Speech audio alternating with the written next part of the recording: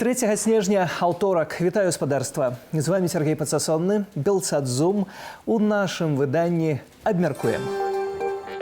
Стратэгічны дыялог паміж ЗША і Беларуссю. Чаго чакаць дэмакратычным сілам і на што спадзявацца рэжыму. Міжнародны дзень людзей з інваліднасцю, клопаты праблемы людзей з абмежаванымі магчымасцямі.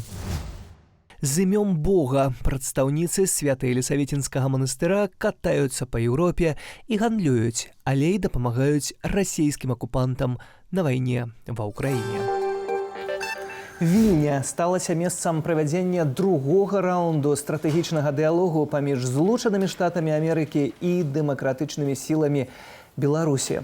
Плануецца, што на сустрэчы будуць абмеркаваныя важныя пытанні, звязаныя з правамі чалавека, выбарчай рэформай, санкцыйнай палітыкай і падтрымкай грамадзянскай супольнасці.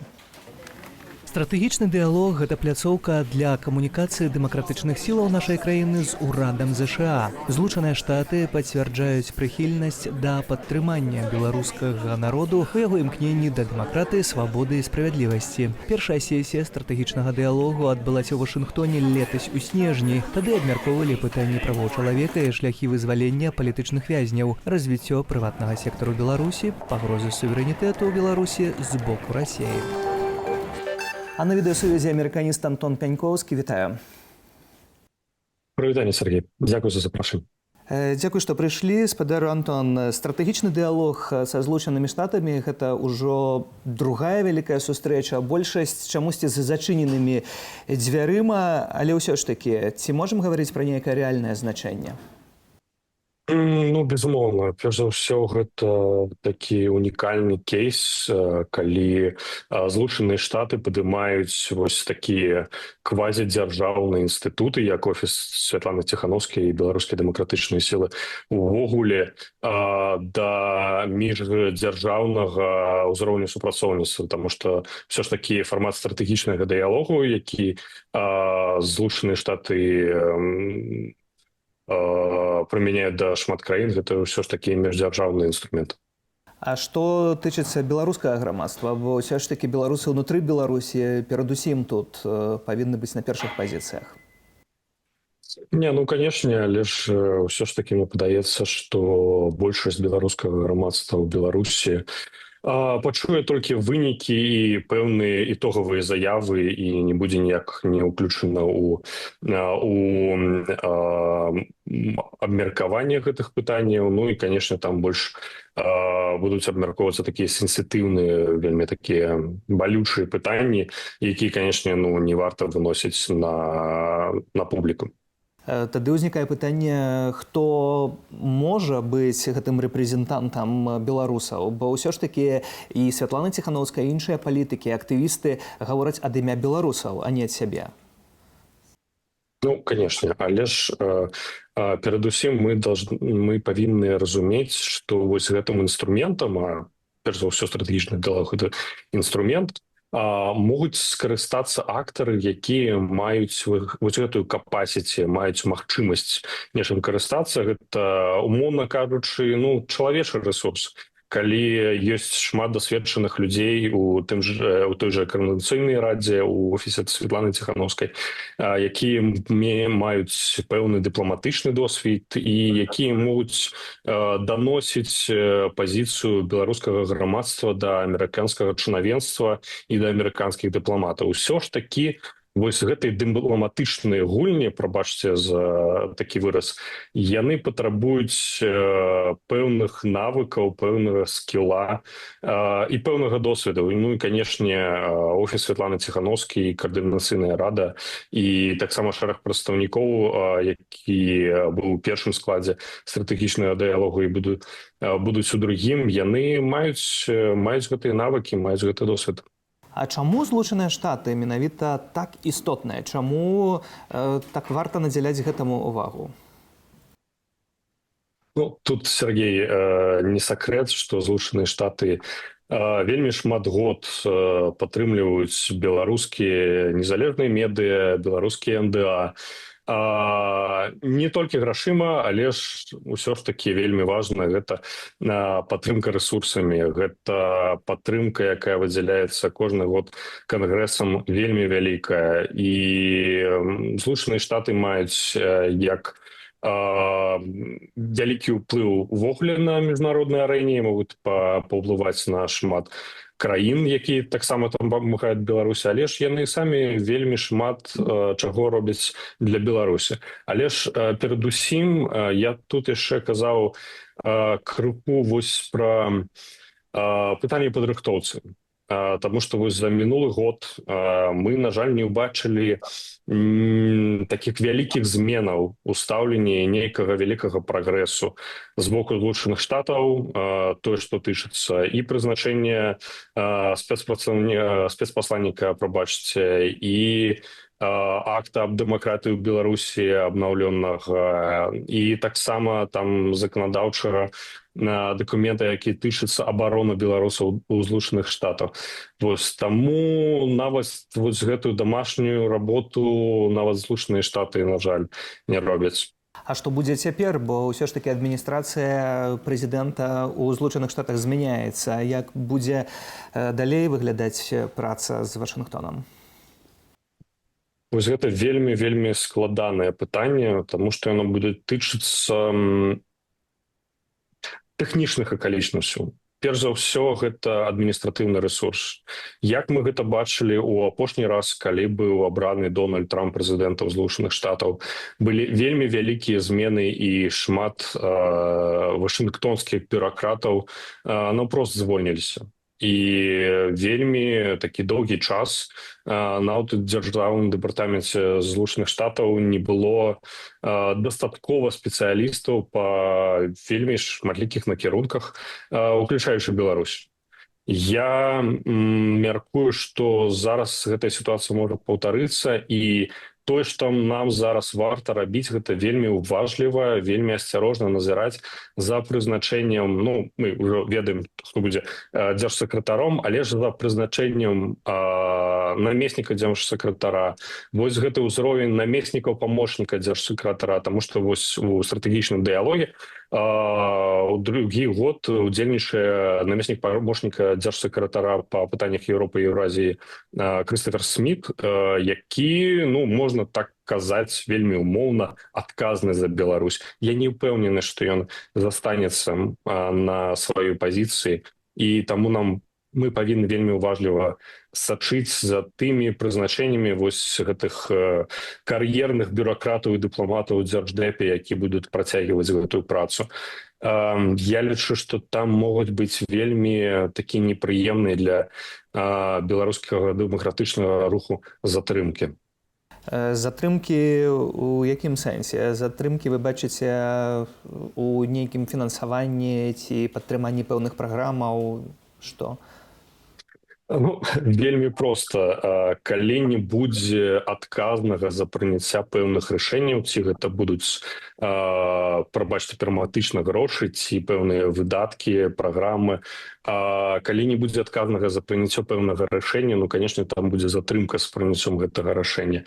І калі гэта глобальна тычыцца ўсіх спраў у Беларусі, падтрымкі пэўных рэсурсаў для таго ж офіса Святланы Ціханаўскай, і нават калі гэта рашэнне будзе, ну, увогуле будзе падразумевацца як станоўчае, але ж калі не будзе бюракрата, які падпіша гэтую паперу, там будзе затрымачка. А што тычыцца пазіцыі Вашынгтону на улады ў Беларусі, на рэжым, на Лукашэнку? Ці тут штосьці, як вы бачыце, можа змяніцца?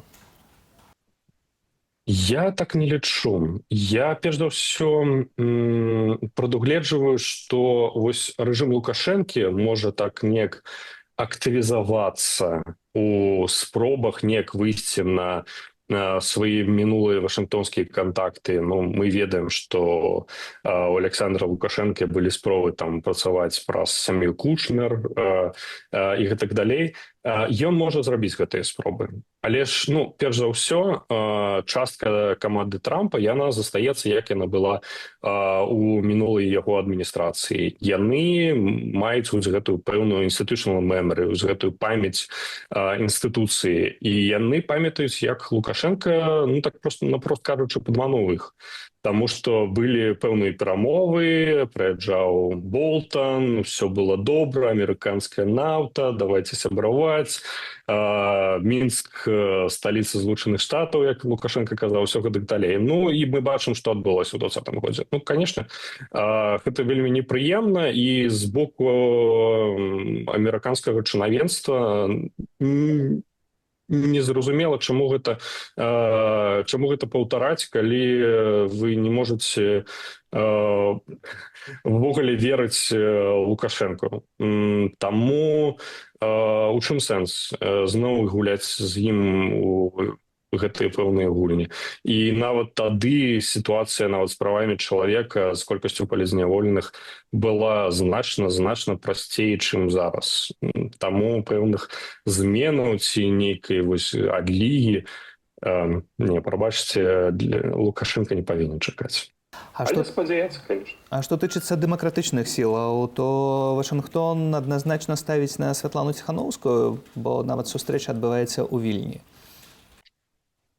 Ну, безумоўна, але ж, ну, ўсё ж таки тут варта памятаць, што вось аддзел па справах Беларусі, Дзярждэпартаменту, ён як датычаны да амбасады ЗША ў Вільні, і амерыканскія дыпламаты, якія працуюць па Беларусі, яны знаходзяцца ў Вільні. Гэта, ну, просто лагістычна прасцей, прабачце, ім арганізоўваць вось гэтыя сустрэчы, гэтую імпрэзу.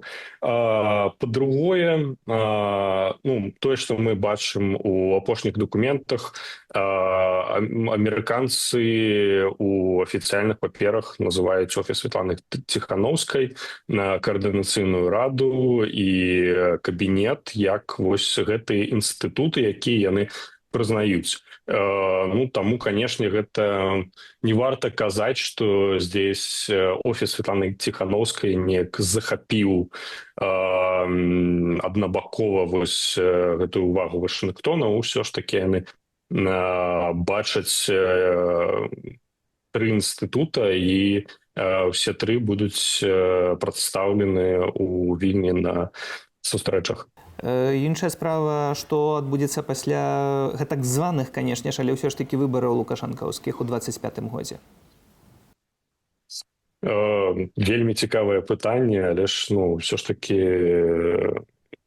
я не бачу ніякіх значных прыкметаў таго, што палітыка Злучаных Штатаў можа неяк змяніцца ад яшчэ адных выбараў, у якіх у Тукосе пераможа Александр Лукашенко. Ну, прабачце, яны гэта назіраюць ужо 30 год, як ён абіраецца. Ну, і палітыка падтрымкі беларускага дэмакратычнага руху і памкненнем увогуле беларускага грамадства да суверэнітэту, правоў чалавека і дэмакратыі, яна не змяняецца. Яна не змянялася і не мінулы раз, калі Трамп быў у авальным кабінеце. Таму я не бачу ніякіх падстаў для таго, каб нешта зараз змянілася. Ну, перабіраецца ён яшчэ раз. Гэта не будзе нейкая вялікім цудам ці здзіўленнем для Вашынгтона. І на гэтым пакуль ставім кропку. Дзякуй за гэтую размову. Амерыканіст Антон Пянькоўскі з намі на відэасувязі.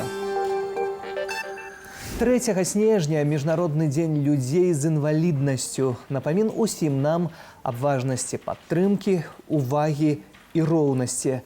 Дата заснаваная Генеральнай асамблеяй ААН у 1992 годзе і штогод нагадвае аб неабходнасці абараняць правы людзей з інваліднасцю, забяспечваць іх сацыяльную інтэграцыю і роўныя магчымасці.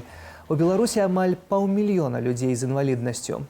Пра тое, з якімі праблемамі яны сутыкаюцца, нашаму каналу распавёў Сергей Драздоўскі, стваральнік офісу для людзей з інваліднасцю. Асаблівыя праблемы людзей з інваліднасцю ў Беларусі – гэта тое, што звязана з іх грамадзянствам Беларусі. То бок, інваліднасць ніяк не забірае тыя правы, якія ёсць у нас усіх. Право на сход, право на свабоду слова і так далей, і так далей. І то бок кожны чалавек з інваліднасцю ў Беларусі зараз знаходзіцца пад ціскам, пад зневажаннем гэтых правоў. Калі кажуць пра людзей з інваліднасцю, то часцей за ўсё кажуць пра іх асаблівыя патрэбы. І мусіць у гэтым і ёсць пытанне. Канешне, беларуская колькасць праблем або набор праблем, ён адрозніваецца ад суседзяў, ад усіх суседзяў, таму што ў першую чаргу Беларусь мае такую спецыяльную уласную сістэму сацыяльнай абароны і сістэму паважання правоў людзей з інваліднасцю, ці непаважання, ці бачання правоў людзей з інваліднасцю, як это можна казаць зараз. Таму што калі казаць пра тое, што ў Беларусі ёсць закон о правах людзей з інваліднасцю, то трэба таксама успомніць, што ў гэтым законе самы кароткі артыкул – гэта о правах людзей з інваліднасцю. Вось табе і закон. Да.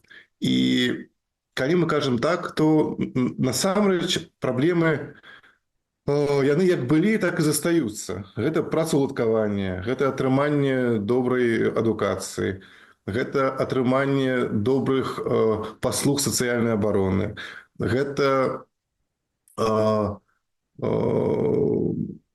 атрыманне пасобій, пенсій і так далей, і іх памер, што можа быць галоўным. Гэта, насамрэч, магчымасць чалавека быць у грамадстве, магчымасць чалавека быць в соцыуме, магчымасць чалавека на роўных быць паўсюль. І тут без дыскрымінацыі, не ўспамінаючы дыскрымінацыю, нельга. Гэтыя праблемы ўсе ёсць, так. Інфармацыя, відэа і фота шмат і аператыўна. На нашым канале ў Тэлеграм. QR-код на вашых экранах – наўпроставы шлях туды. Яшчэ памятайце пра нашу інтэрнэт-старонку belsat.eu. Калі гэта бяспечна для вас, будьце з нашымі рэсурсамі. Мы працуем для вас. Адкрытае акцыянернае таварыства «Беларуськалій» падало пазоў у суд на літоўскія ўлады, якія ўвялі санкцыі супраць беларускага прадпрыемства ў 2022 годзе. Менск ужо абскарджваў гэтае рашэнне ў еўрапейскім судзе. Але гэты пазоў быў адхілены. Паводле генеральнага дырэктара «Беларуськалію» Андрэя Рыбакова, яны будуць працягваць дабівацца кампенсацыі стратаў. Пра іншыя падзеі ў нашым аглядзе. Першы энергаблок беларускай атамнай электрастанцыі вывелі ўжо ў трэці планава-папераджальны рамонт. Паводле прэсавай службы прадпрыемства, спецыялісты выканаюць тэхнічнае абслугоўванне, дыягностыку, рамонт абсталявання і тэхналагічных сістэмаў. Важнай часткай працаў стане замена адпрацаванага ядравага паліва на свежае. Першы энергаблок БелАЭС быў уведзены ў прамысловую эксплуатацыю ў чэрвені 2021 года.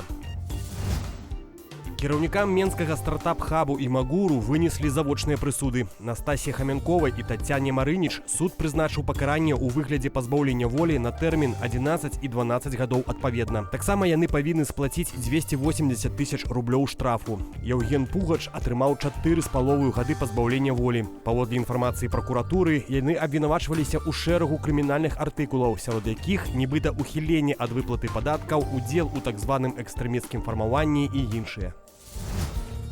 У класныя журналы школаў вернецца графа са звесткамі аб родзе заняткаў і месцы працы бацькоў вучняў. Адпаведная пастанова была апублікаваная 3 снежня на нацыянальным прававым інтэрнэт-партале. Інфармацыя, як пішуць, накіраваная на паляпшэнне ўзаемадзеяння паміж адукацыйнымі установамі і сем'ямі навучэнцаў, а таксама на ўзмацненне кантролю за сацыяльнымі ўмовамі дзяцей. Некаторыя бацькі лічаць, што такая практыка можа парушаць права на канфідэнцыйнасць і ствараць дадатковыя цяжкасці.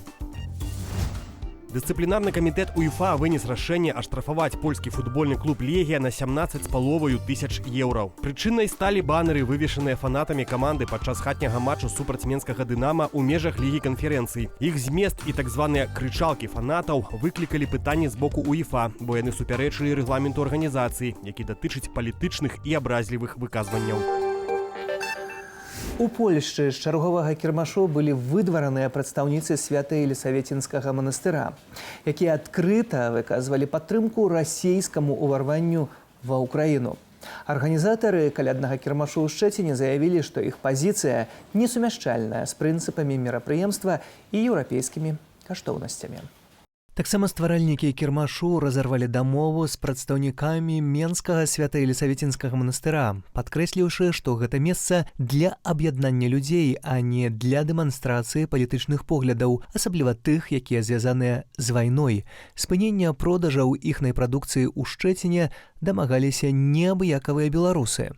Актывісты стаялі з плакатамі, якія распавядалі пра падтрыманне свята-елісаветінскім манастыром рэжыму Лукашэнкі і расійскай агрэсіі ва ўкраіне. І гэтую тэму спадарства працягнем з Натальяй Васілевіч, група «Хрысціянская візія» на відэасувязі. Вітаю.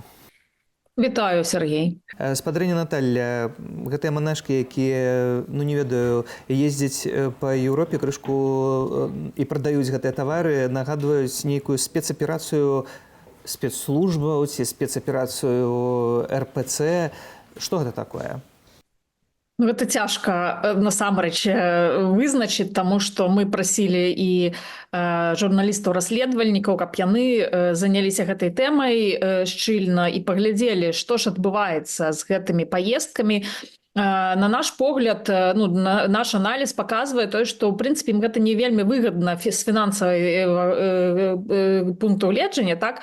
Таму што колькі яны там заробяць на гэтых матрёшках, не ведаюць, і яны больш патрацяць у гэтых паездках. І, дарэчы, гэта не манашкі, часцей за ўсё гэта жанчыны свецкія, ніякага дачынення да манаства не маюць, яны проста працуюць у манастыры, у аддзеле знешніх царкоўных сувязяў і, адпаведна, выязджаюць у такія паездкі, якія носяць, хутчэй, можна сказаць, так, місіянерскі характар нейкі.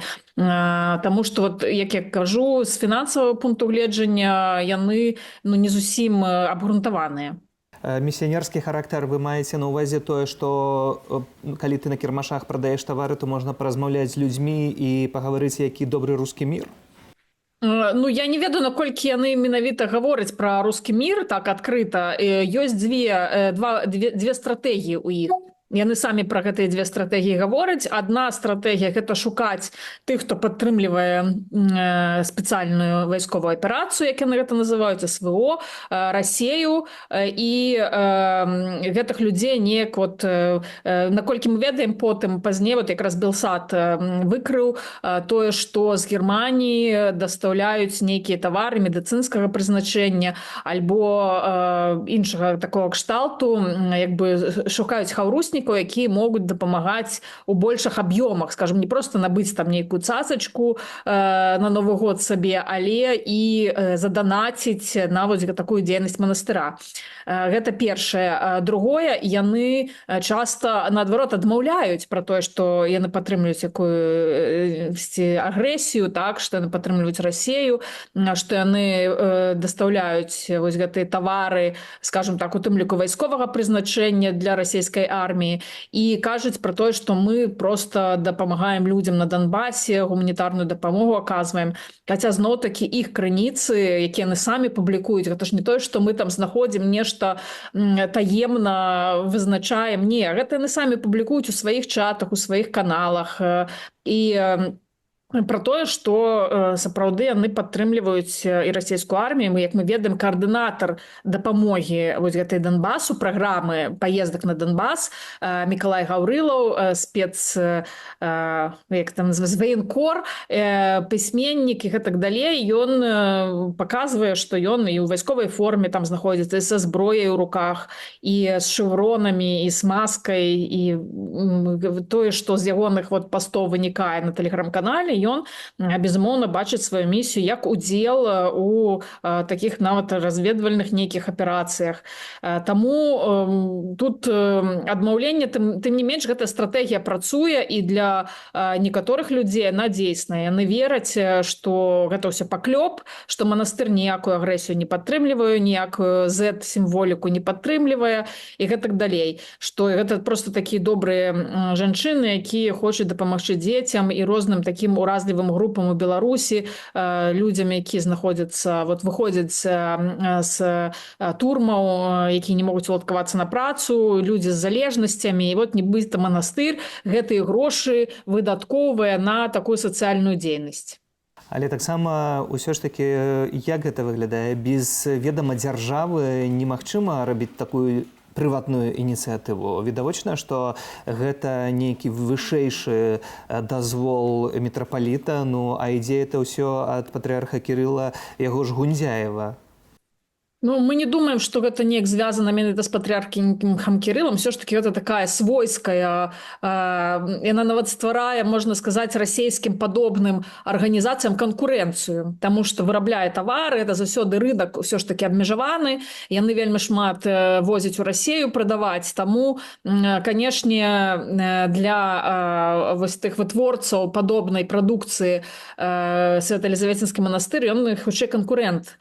Але, безумоўна, без дазволу дзяржавы, без такого даху дзяржаўнага немагчыма праводзіць падобнага кшталту дзейнасць. Але, на наш погляд, дзяржава, улады беларускія, рэжым, яны просто не разумеюць маштабаў дзейнасці. Таму што у манастыра ёсць падвойная бухгалтэрія, яны толькі нейкую частку, 7-8% сваіх доходаў паказваюць уладам, але гэта, гэта мільёны еўра там пастаянна ў абароце знаходзяцца.